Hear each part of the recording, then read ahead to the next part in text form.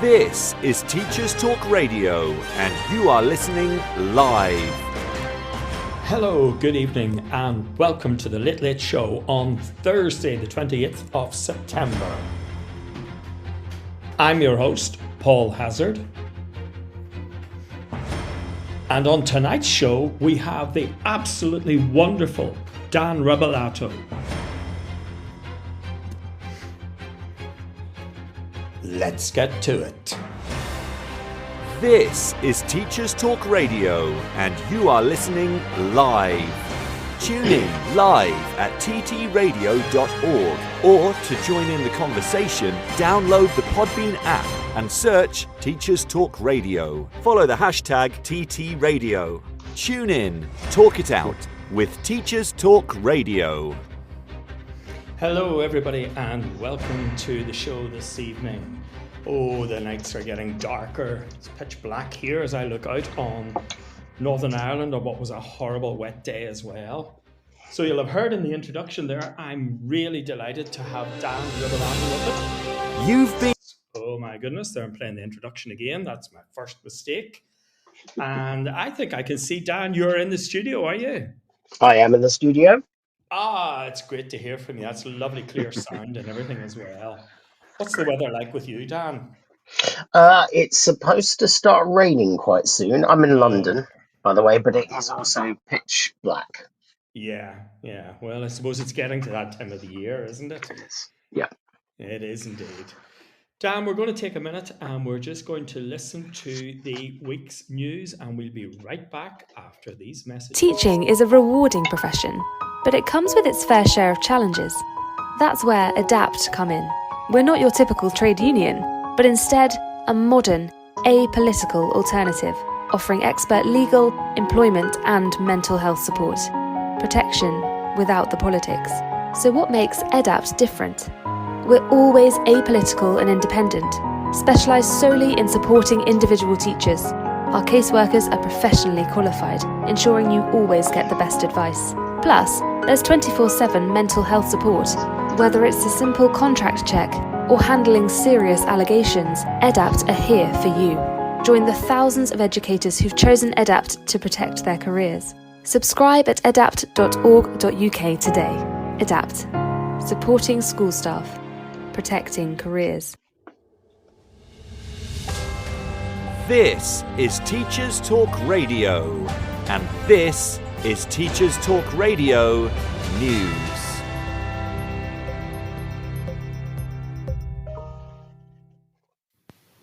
Prime Minister Rishi Sunak is considering significant reform of A-levels in England, which, according to the BBC, could see the introduction of what it calls a new British baccalaureate.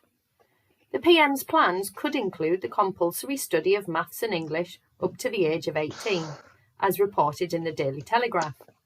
It's not the first time Mr Sunak has considered a shake-up, having previously said during an unsuccessful leadership campaign last year that he wanted all young people to study maths to 18. Foreign Office Minister Andrew Mitchell told BBC Radio 4 that he expects Mr Sunak to agree to reform of the education system, and said the government will be guided by the best expertise on how we ratchet up standards. Concern about any proposed changes have already been raised by unions and other post-16 professional associations, particularly around the existing issues of recruitment, retention and concerns around workload. A spokesperson for the Sixth Form Colleges Association said the post-16 curriculum was narrow by international standards, and this was partly reflective of chronic underinvestment in sixth form education since 2010. The BBC also features an article on the fall in numbers of students being accepted into universities in the UK, the first fall in 5 years. Applications also fell after demand rose during the pandemic. Fewer students got into their first choice of university this year, but more qualified for their second choice or accepted places through clearing. The new data from UCAS shows 270,350 UK 18-year-olds were accepted onto a course this year, down from 275,390 in 2022. UCAS says the figures show a return to normal growth following the surge of demand seen during the pandemic. Data for individual universities is not yet available. Last week on Teachers Talk Radio News, we featured reaction to the latest data published on suspensions and exclusions. In a linked story, Schools Week has published further analysis, this time focusing on data from schools linked to incoming Ofsted Chief Inspector Sir Martin Oliver. The analysis reported in the article suggests the Outwood Grange Academy's Trust secondaries excluded twice as many pupils as other schools in some of their regions. At a pre-appointment hearing before the Education Committee last month, Sir Martin was challenged by MPs over the Trust's high suspension rates. Sir Martin responded, "Our figures for permanent exclusions are lower than most in the areas in which we work." Schools Week says the data for the Trust's 13 secondary schools in Yorkshire and Humber had a 0.31 exclusion rate, the equivalent of 3 in every 1,000 pupils, compared to 0.17 across the region's other secondaries. In the North East, the Trust's 7 secondaries had a rate of 0.64 compared to 0.3 in others. Kim Johnson, the only committee MP to vote against the appointment of Sir Martin, said he should be brought back to answer for his words. Frank Norris, an education advisor for the Northern Powerhouse Partnership, said the original comments could be viewed as misleading. A Trust spokesperson told Schools Week that Sir Martin was comparing exclusion rates between some individual Outwood schools to some of the other schools in the same local authorities with similar profiles. The spokesperson also added that the schools had been underperforming for years and had now been transformed by the Trust. More details of the Schools Week analysis and full commentary can be found online. In Ireland, the Irish Independent reports on what it calls radical changes in how students are assessed as being on the way in a move to combat the threat of AI platforms such as ChatGPT. Higher education colleges are already being told to abandon certain forms of assessment because they are no longer sufficiently robust to award scores which count towards official grades. These include do-at-home assignments or essays, unsupervised online assessments, and multiple choice quizzes which are conducted online. There will be greater reliance on oral assessments to check understanding and systems to identify if students have cheated by using AI.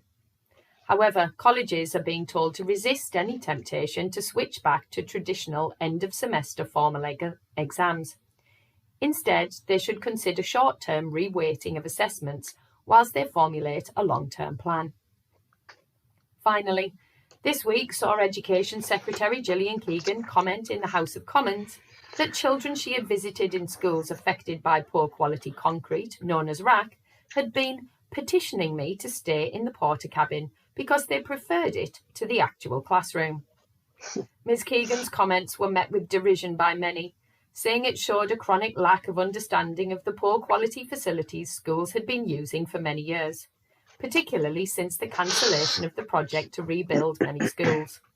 However, Downing Street defended the comments, saying it reflected a conversation with children and that the department and leaders had worked hard to make sure children had been unaffected by the current challenge.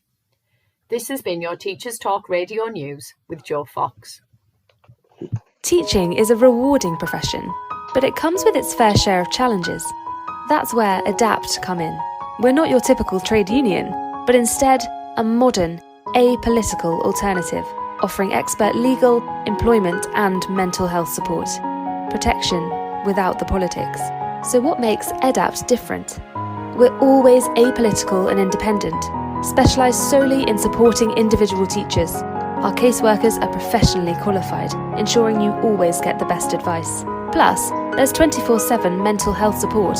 Whether it's a simple contract check or handling serious allegations, ADAPT are here for you.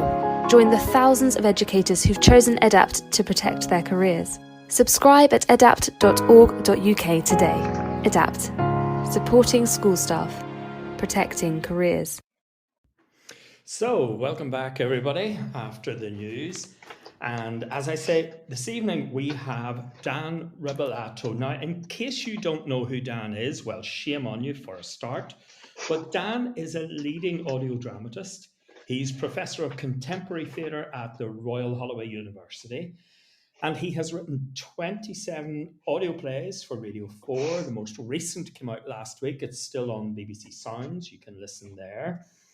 He's been shortlisted for so many awards, including Sony Awards, BBC Audio Awards, and so on. And his audio drama, You and Me, won the Silver Award at the Arias in 2022. He was the lead writer on the Emil Zola epic, which ran for almost 2 years. And he's working on series 2 of Exemplar. He also has a huge repertoire as a theatre dramatist as well, although this evening we're just going to focus on audio drama.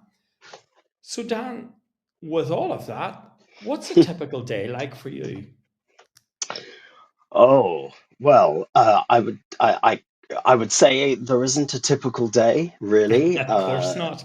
I mean, obviously, my day job is that I work in the university. So, in term time, what I'm basically doing is, doing lectures and running seminars and things like that. So, yeah.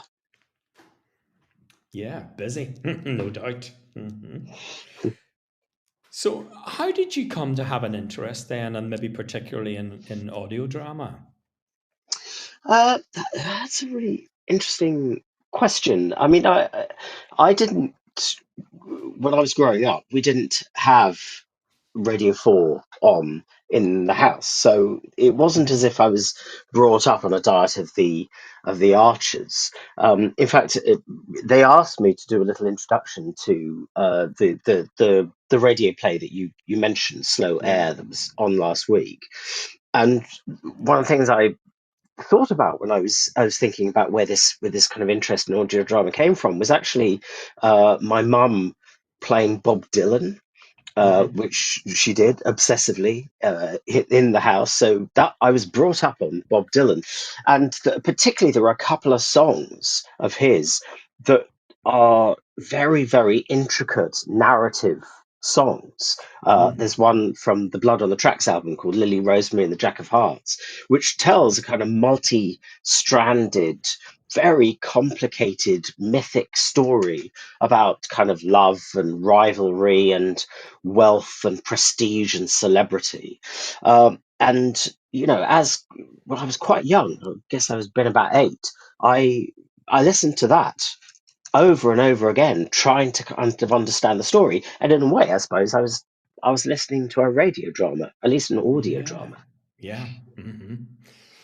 And Dylan has a way of doing that, isn't he? I mean, he does write stories, really little kind of vignettes, and he kind of puts them to music. Yeah, absolutely. And he does the particularly brilliant thing, because of course he's an extraordinary writer, but he does that thing of giving you these incredible images that what they do is they populate your imagination. So the image of a house with a woman's face in every window, that comes from the ballad of Frankie Lee and Judas Priest, those sort of things. As a kid, actually, I'll be honest, they gave me nightmares, some of these images. They were so vivid. Yeah. Well, of course, he is a Nobel laureate, which came as a surprise to many. But I suppose there, an equal number of people, maybe of different ilk or caliber, an equal number of people, if not more, who thought it was very, very, very well deserved. Yeah. I thought it was a very welcome moment for that committee to extend what they understood as being literature. Yeah. Yeah. Well, I think, yes, his songs are definitely literate. There's no doubt about that. And maybe not in the traditional form, it's not, Seamus Heaney or whatever, but yeah. The song you mentioned, gosh, it's just gone out of my head. Oh, Lily, Rosemary and the Jack of Hearts. Exactly. And I remember listening to that. I would have been very young as well when I first heard it.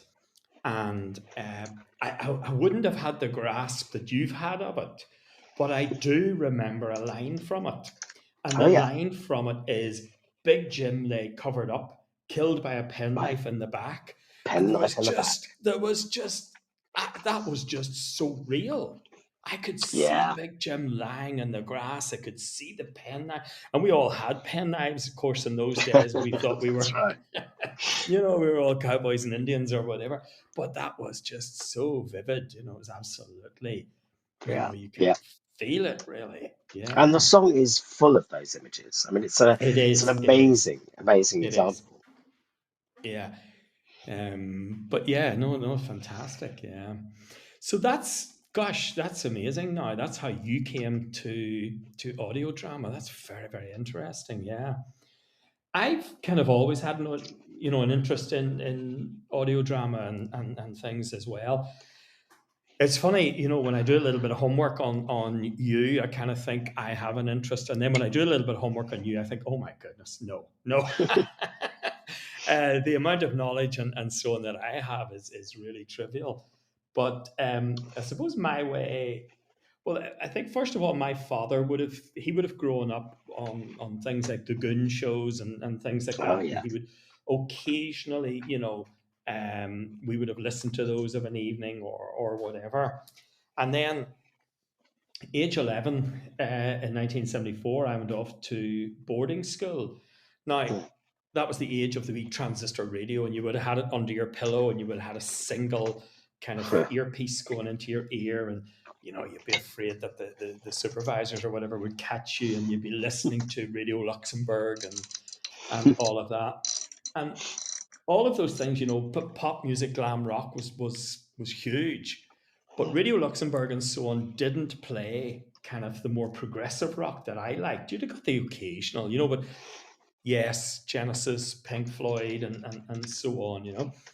So my mother bought me a tape recorder, Ah, an old cassette yeah, yeah. tape recorder, and that would have had radio plays on it. And I would have had that under the bed and the earpiece coming up and into my ear. Oh wow. And I do think that's where my interest came. Yeah. And I do think.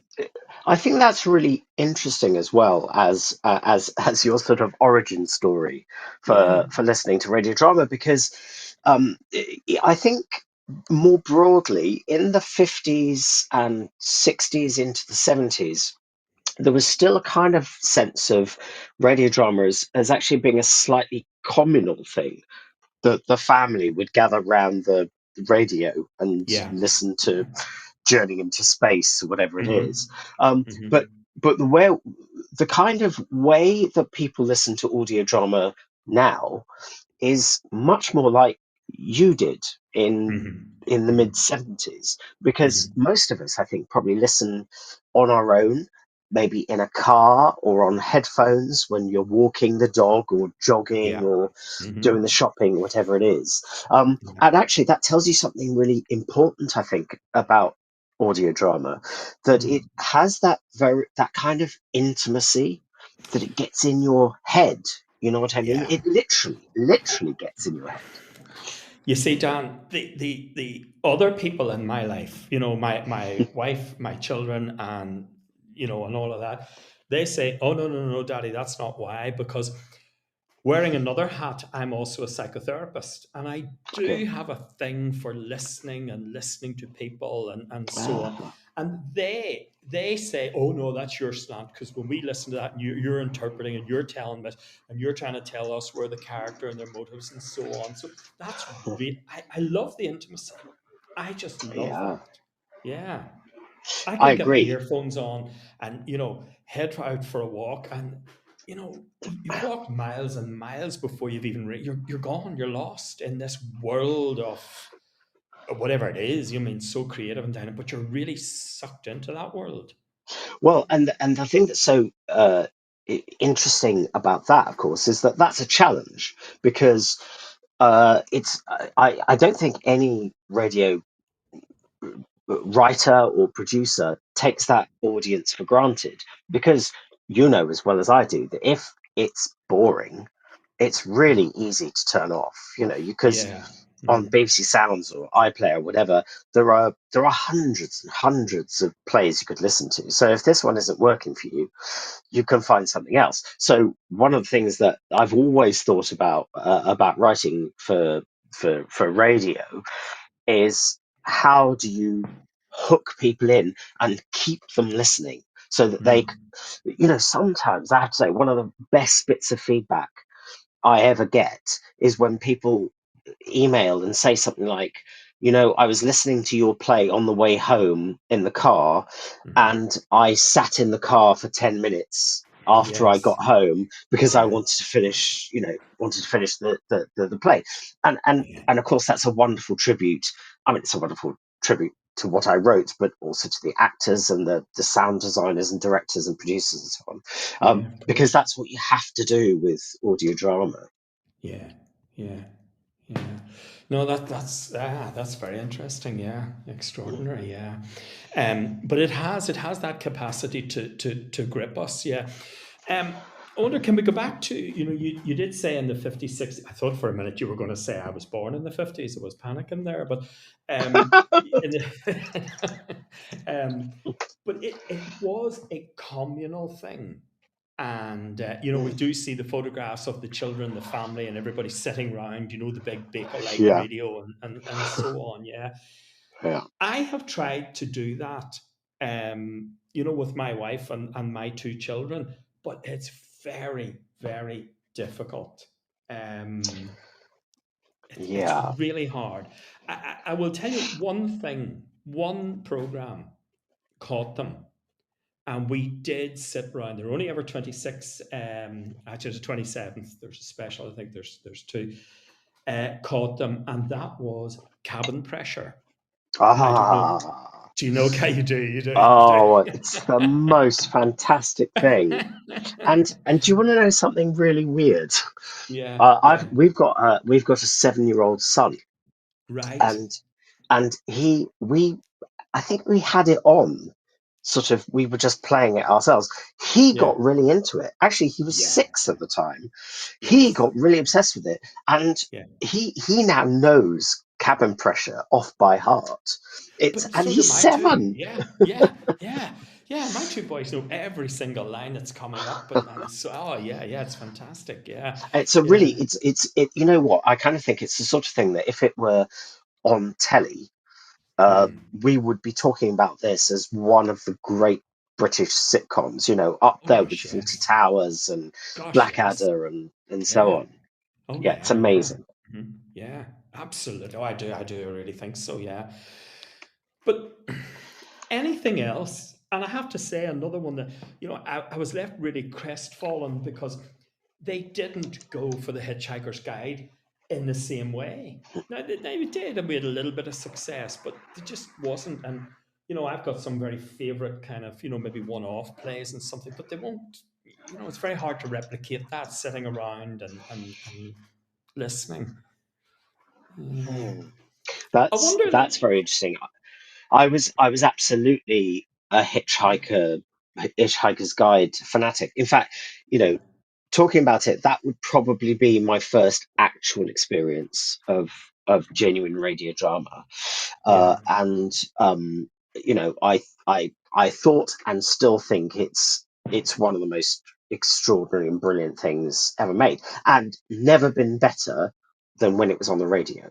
They've made TV shows, they've made films of it, which are fine, but it works best on radio. It's probably even better on the radio than the novels, because he's so perfect at the way he does that thing that all good radio writers have to do, which is to think about the kind of the joke of the fact that there's nothing to see.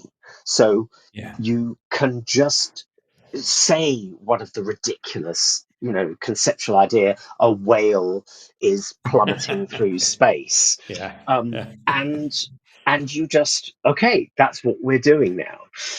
He's absolutely, he's an absolute genius. Now, I have been thinking, interestingly, of trying to play that to our 7-year-old, and there is a bit of me that is thinking, does it have a sort of late 70s Python type humor that maybe is not very 21st century. I don't know, but I'm willing Yeah. to find out. Oh, well, I'm glad to hear you're willing to find out. Yeah, yeah. It's probably close to the conclusion I drew with my two boys, because I think, when they just absolutely devoured Cabin Pressure.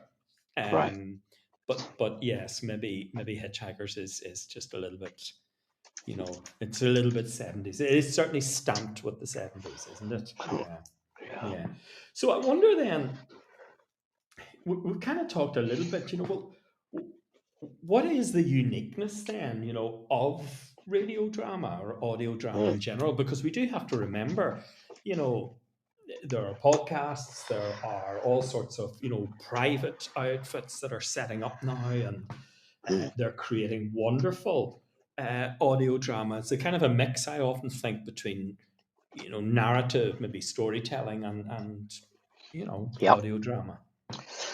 Yeah, absolutely. Yeah, the way I would approach this is in terms of what is unique about radio drama. The first thing I would say, and I think this is quite important, is that it isn't unique.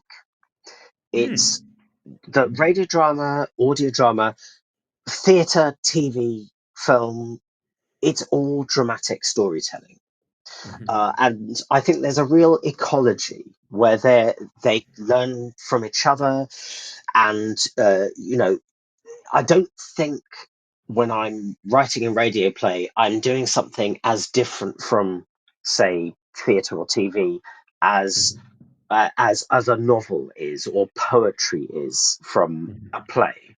I just feel like I'm doing a different kind of dramatic storytelling um, that has a particular set of challenges and opportunities, but I don't think there are. I would say there are special rules, if you see what I mean. Mhm. No, I But do. Yeah, yeah, but good. having Yeah. said that, of course, I think what you're getting at, of course, is that every dramatic form has its own kind of quirks and Mhm. peculiarities, and obviously the peculiarity of audio drama is that it's entirely told through sound.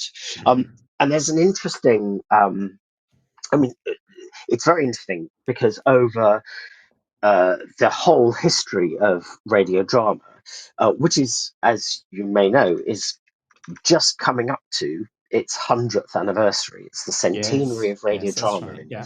January next year. Mhm. Um, when they when they started doing original radio plays on the radio, original plays on the radio, they obviously sat around and thought, well, how on earth is this going to work? Because Mhm. it's unprecedented. You've never had a form where there's nothing whatever to look at. So they Mhm. thought, well, we've got to motivate that. So the first original radio drama on BBC was set down a coal mine during a blackout. Yeah, because they thought, well, we Yeah, have to motivate the fact there's yeah, nothing to see. And in fact, you can find it online. The edition of the Radio Times from that week yeah. has this little preview of it, and in that very 1920s BBC way, it says, and listeners might like to perhaps turn the lights off in the room to replicate the experience of the characters in the Uh-huh. play. And that's very interesting because that's them thinking, I think this is a problem we have to solve. Yes, yes. Um, Yeah. but let me Mhm. tell you, there's another famous sort of anecdotal story which expresses completely the opposite view of radio Mhm. drama, which is that, as you and your listeners know, the big spike in television ownership in Britain happened in 1953 for the coronation of Queen Yes. Elizabeth. And that's the point where lots and lots of people got television, and television ownership became a mass phenomenon. There is Yeah. a story that a couple of years later, because at the time you had to buy a television license and a radio license, Mhm. a woman apparently sent back her television to the showroom and stopped her TV license. And when she was asked why you just want radio, she said, I prefer radio because the pictures are better.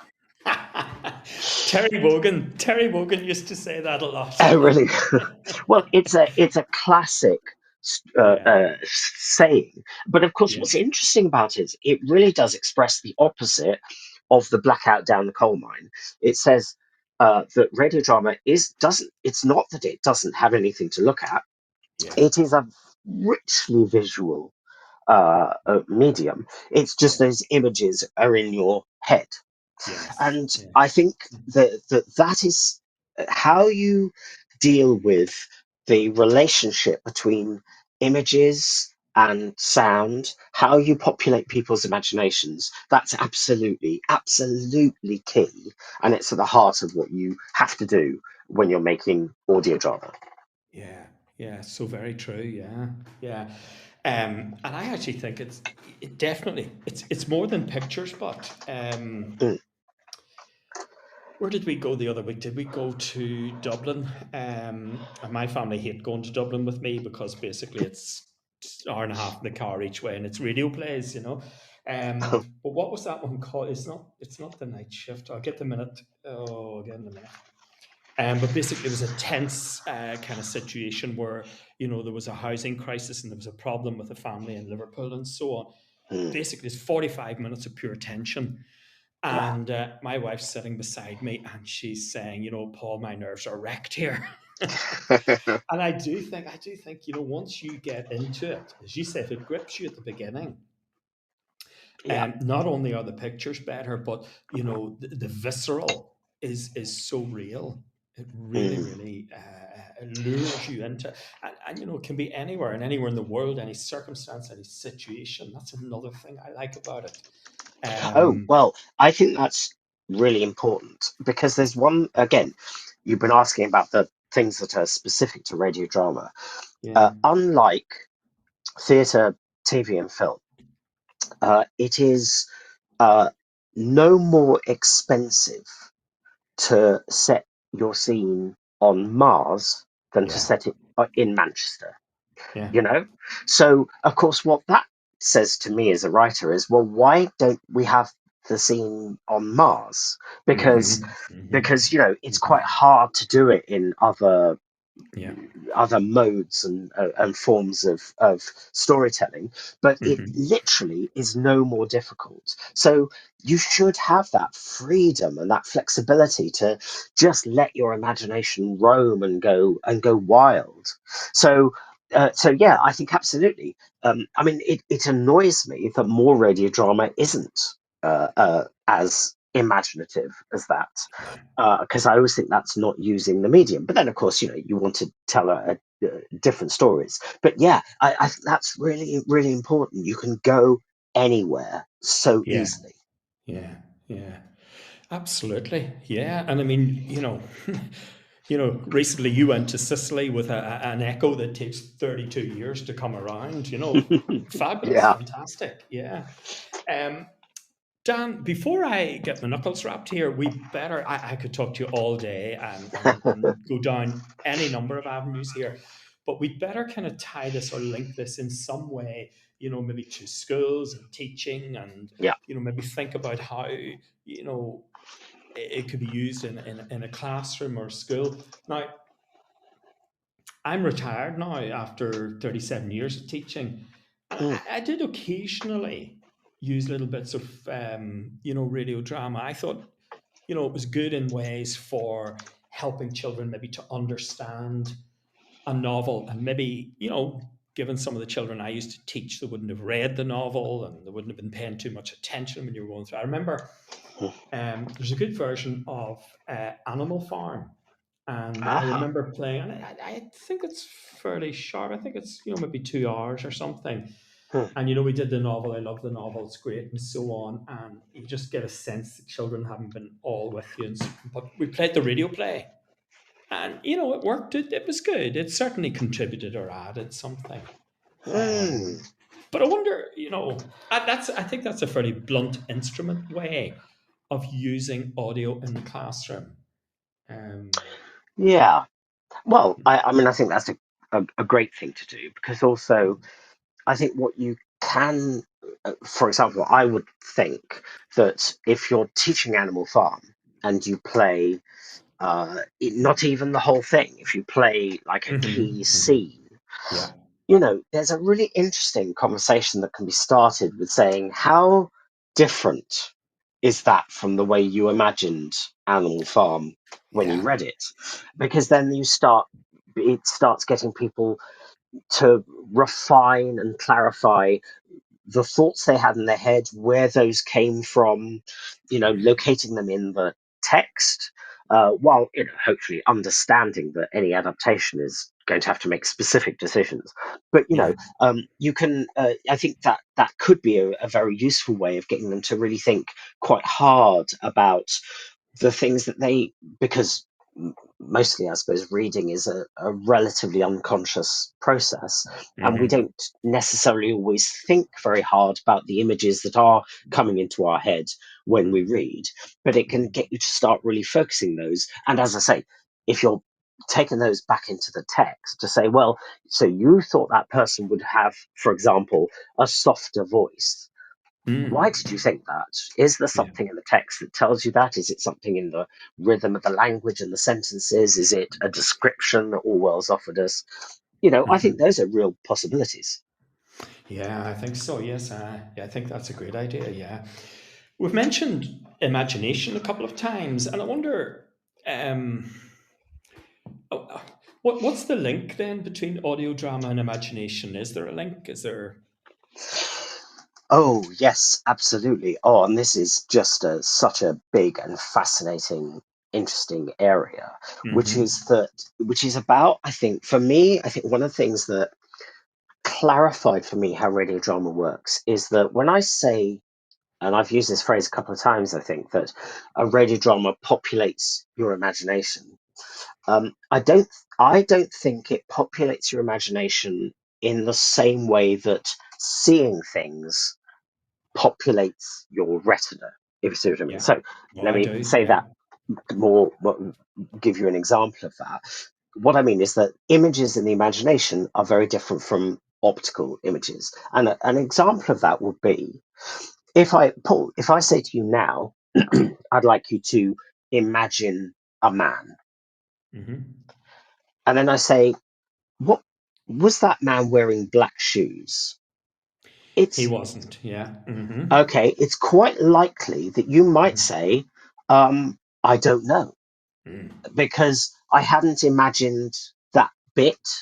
You can, in your imagination, you can imagine people or things and scenes and events in quite an indeterminate, fuzzy way, and they make perfect sense. Yeah. Whereas, obviously, you can't see a person, assuming that there's nothing obstructing them and it's well lit and so on. You can't see them without knowing whether they're wearing black shoes or not. And so, without wanting to take us too far into a sort of philosophy of mind discussion, the the kinds of images that are being set up by a radio play are interestingly fuzzy and resonant images, rather than, as it were, you're trying to minutely give them a sort of high definition, extremely granular picture of a cinematic type experience. And that's fun because you can then really start to play with that, because you can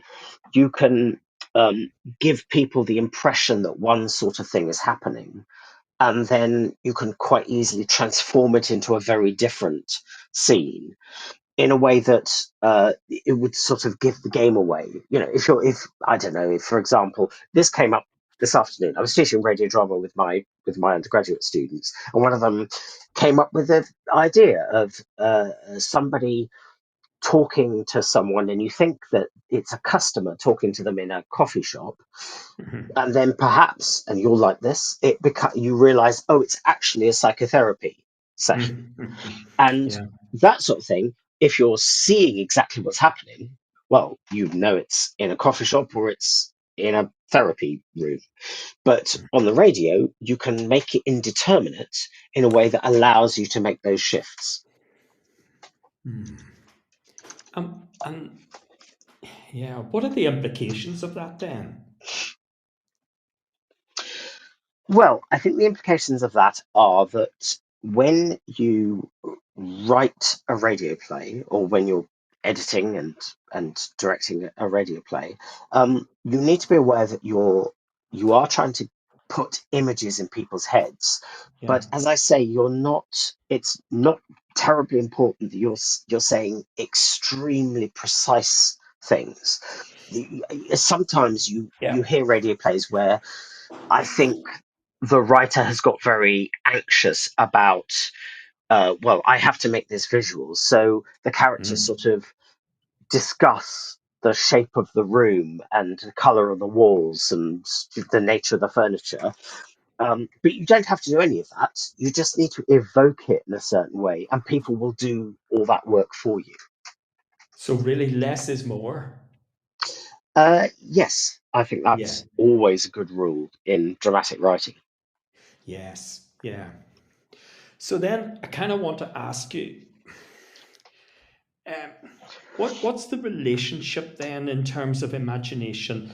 Do we need, you know, a modicum of imagination to engage with and listen well to a radio play, or does the radio play then, or you know, it's not one or the other necessarily.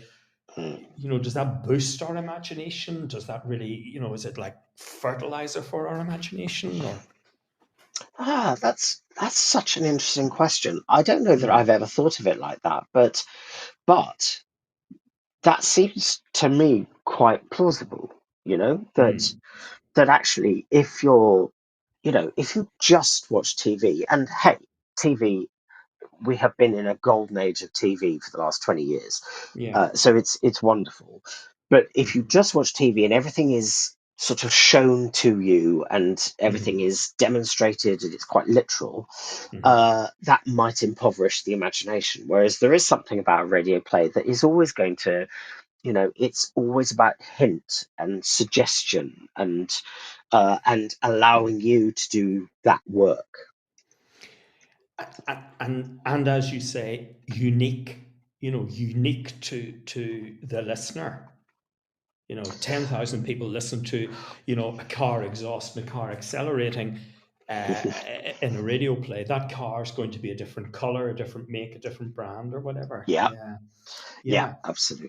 I think that's fascinating. You see, and I know anytime I used little bits and pieces and, you know, snippets of audio drama in school, it was with a view maybe to doing two things. You know, maybe trying to stimulate and grow or develop imagination. And certainly, secondly, and this kind of ties in with both careers I have, I think it's a very, very, it's a magnificent vehicle for developing empathy. Um, you know, both as a Yeah, listener and yeah. Mm, I think because it's that thing that the listener has to do a little bit of extra work. yeah. That means that they sort of, if it works, of course, and if they're prepared to do that, that they're going to, that buying in sort Yeah. of implicates them a bit. And as I say, because it almost literally, if you've got headphones on, it Yeah. literally gets in your head and you can feel very immersed in it. I think, Hmm. yeah, it does. It absolutely does do that. You're in amongst the characters. Yeah. Yeah. Hmm. Yeah, I think it's great. Um, I went through a short period of time, might have been 3 or 4 years, you know, with a class or two each year of bringing in, um, I don't know if you know Andrew Sachs' radio play, The Revenge. Oh, yes, No absolutely. words. Yeah, There are no words yeah, in it. yeah, Um, you know, and you bring children in, you get them into a language lab or something, and you put earphones on. It's fascinating. Now, I don't, what is it, 15, 20 minutes? It's short enough, I think, yeah. to kind of hold them in ways. But it's fascinating after that. It's fascinating afterwards to talk to them and then maybe do little bits of creative talking and listening or writing after that, and so on. But yeah, it kind of gives it stimulates them in different ways. Yeah, I think Mm. so. Hmm. And there's something quite good as well about the way that the radio doesn't have uh, the sort of cultural cachet that television does, that possibly means they're not intimidated by it. Mm-hmm. Yeah. Yeah. Good point. Yeah. Mm-hmm. Yeah. Yeah. And there's that private sense maybe as well. Nobody really knows what they're listening to when they've got their earphones in. Well,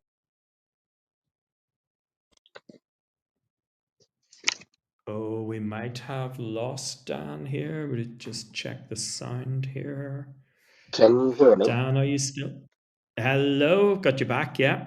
Yep, sorry, something happened with my headphones, so but I think No I'm back worries. now. No worries. Good, Yep, good. we've got you back now, loud and clear. Yeah. So Mhm. I was saying, when children have their earphones in, that it's a kind of private world. Nobody knows what they're listening to. Yep, yep, Yeah. absolutely. Yeah, and again, I go back to that thought that there's a certain kind of intimacy and privacy. Typically, I'm listening to a radio play when I'm doing the washing up or the cooking, or Yeah. when I'm out running or something like that. And those, of Mhm. course, are very solitary kind of experiences, and that Yeah. can, shape the emotional experience of listening to a radio play. Mm-hmm. Yeah, definitely. Yeah. Mm-hmm. Um, what about young people and kind of audio drama and so on? Is it a losing battle? Is it a winning battle? Is it? Oh, it's absolutely a winning battle at the moment. Okay. Because so here's the thing. So I've been writing radio plays for 25 years, something Mm-hmm. like that. And when I started, I think to buy the equipment you would need to make a broadcast quality radio drama Yeah. would probably cost you north of £1 million, because you probably need a studio. You'd need a Yeah. very, very expensive soundboard. You would need very expensive microphones, recording equipment, and all that sort of stuff. Now you can buy a digital recorder that will record, as I say, broadcast quality material for Mm-hmm. less than 200 quid. Mm. And you just need a good microphone. The editing software is free. Mm-hmm. If you're working in a school, your cast and crew are free. Yeah. You can Yeah. find royalty Mm-hmm. free music, royalty free sound effects, Mm-hmm. again, free online. You Mm-hmm. can, I'm going to say, for an outlay of not much more than 200 quid, you can Yeah. have a setup that allows you to make completely broadcast quality radio dramas, audio dramas. Now, uh, that has happened over the last 10, 15 years, and there is a lot of audio drama around. I mean, I've Mm. mainly written for the BBC, but actually, you can do it yourself. And Yeah. people have been doing it themselves. And so, quite a lot of young people are listening to audio drama quite a lot. I mean, there are sort of TikTok audio dramas and things like that. Mm-hmm. Yeah. And I told you that today I was teaching a class on radio drama. Mm-hmm. I hadn't. This is the first time I've actually taught a course. I've set up a course on radio drama for my students, and I've always been a bit reluctant, because I think even I, with my affection for radio drama, have thought, oh, well, they're going to think radio drama is a very old-fashioned thing. Mm. But Yeah. it's an Yeah. enormously popular course. And, Mm-hmm. I've had to turn people away from doing it. And Mm-hmm. you realize it is part of, certainly, my students' dramatic vocabulary in a way that I would say 20 years ago, it definitely wasn't. Mm. Mm-hmm. Yeah. That's surprising me a little now. Pleasing, but Hmm, a little bit surprising. But I suppose when I think about it and I see my two boys, they are accessing kind of. Um, it won't be the BBC necessarily, of course, no. but it'll be other sources that they're. Yeah. Hmm. Yeah, well, podcasts. I mean, there are a lot of Yeah. very good audio drama podcasts, and Yeah. And of course, that's the other thing. You don't have to wait for the BBC to ask you to work for them. You can Yeah. make it yourself and just put it out.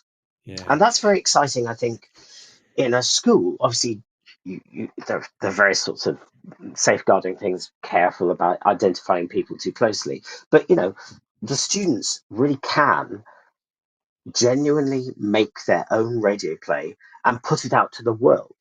Yeah. Yeah. That's great. I think it's fantastic. Yes, I think it's absolutely first class. And one of the things I really like about it is, as a teacher, I suppose a third hat I had is careers. And I Uh-huh. taught careers education all my life. And I was just thinking a little bit about it today. So if you were to try to set something like this up in a school, as you say, your equipment used to cost 1 million, now it's 200. Mm. But you've also got your range of other people. Yes, you have your writers, and Yeah. we'll maybe come back to that in a second. You've got your actors and your kind of key players, but then you've got your people in the background. You've got Yep. your engineers, you've got your sound recorders, you've got your Yep. directors, you've got your people who are kind of, and so on and so on. I think it's a fabulous insight into a whole industry, and I mean, a kind of a gateway into the wider, bigger industry of kind of drama and theatre and film and TV and so on. I would be encouraging schools to do something like that.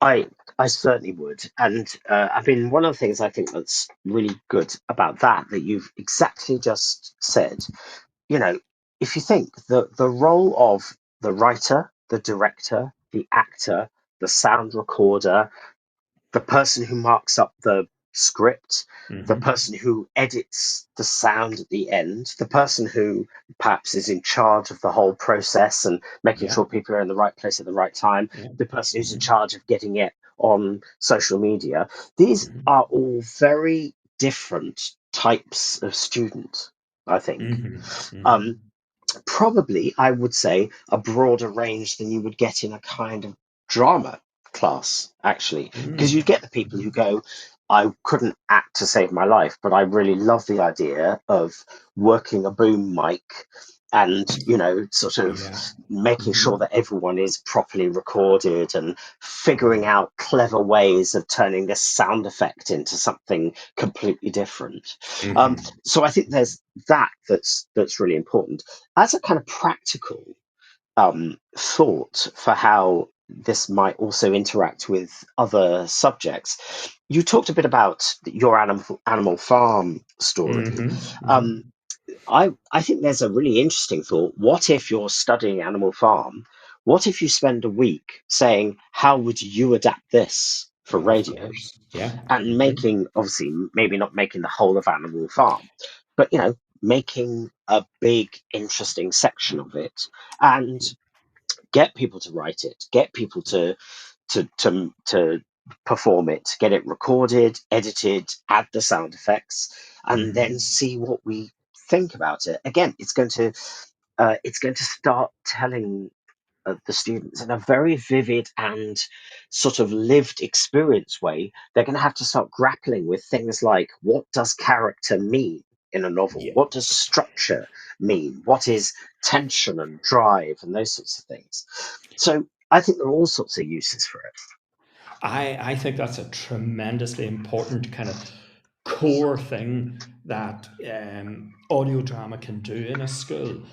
Whether you're listening to it, whether you're writing it, whether you're trying to mount it and put it on, but it gives you that really insight into a piece of literature, maybe or whatever. And you can write a sketch. I mean, you can do a short 5-minute sketch, with Yep, absolutely.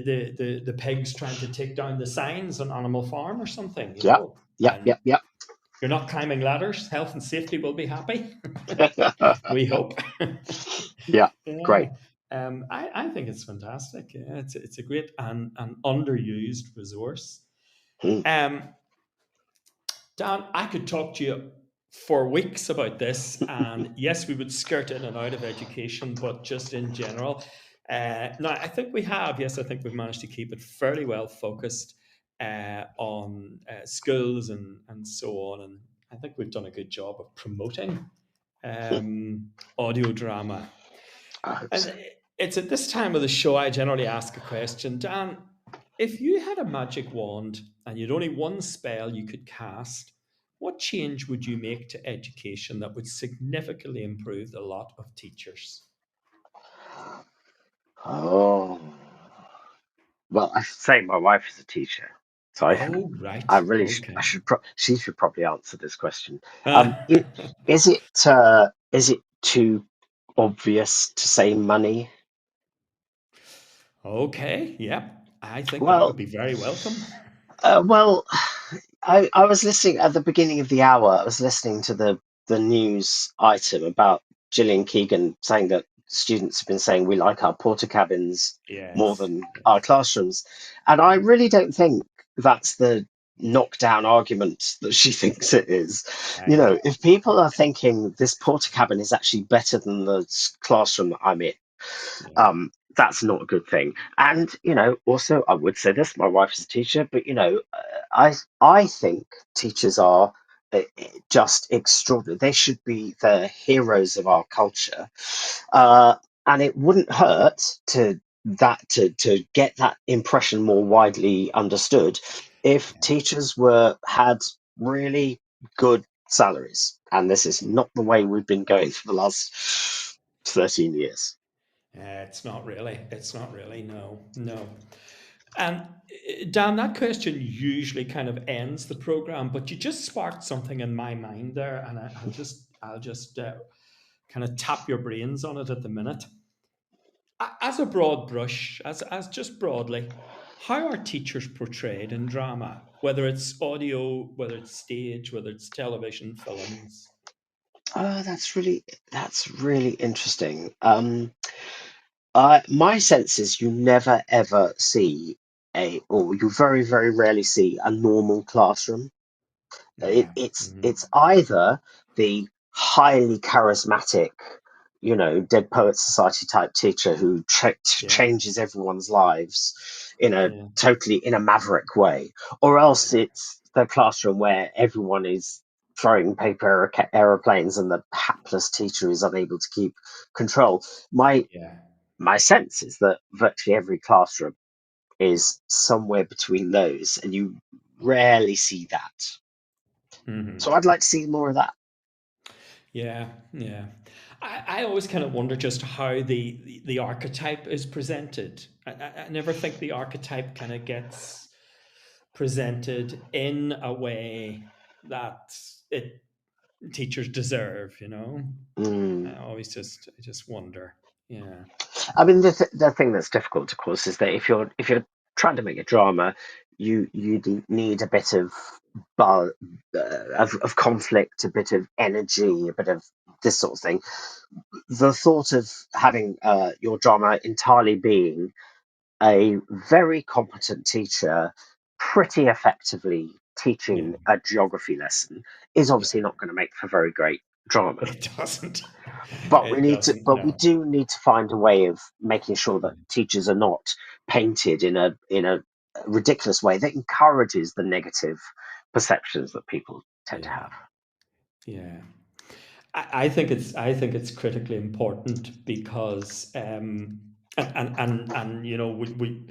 we really need to end the show now, and I don't want to open up a Sure. whole new thing, but um, I have an argument with a few friends about issues, and I talk an awful lot about the influence of television, drama, films, and so on. I actually think it's much more powerful to present arguments through story, through Yeah. creativity, through films, through audio drama, through novels, poetry, and so on, than to stand up and just get the blunt kind of rhetoric. I couldn't Um, agree more.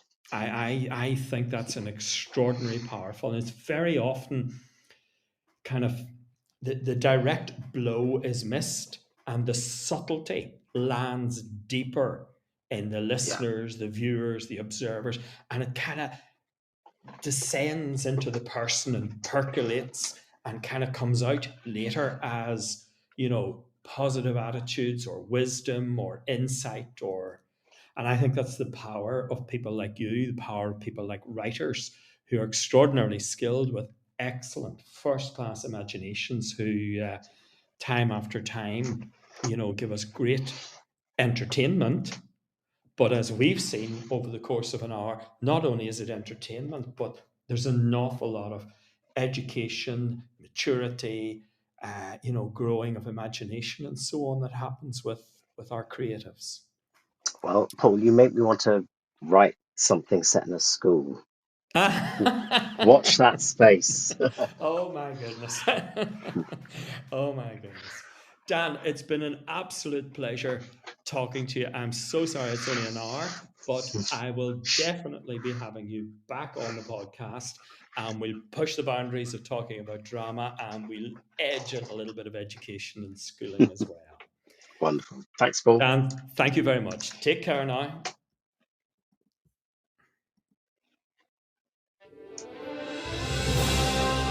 You've been listening to Teachers Talk Radio. Tune in live and listen back at ttradio.org.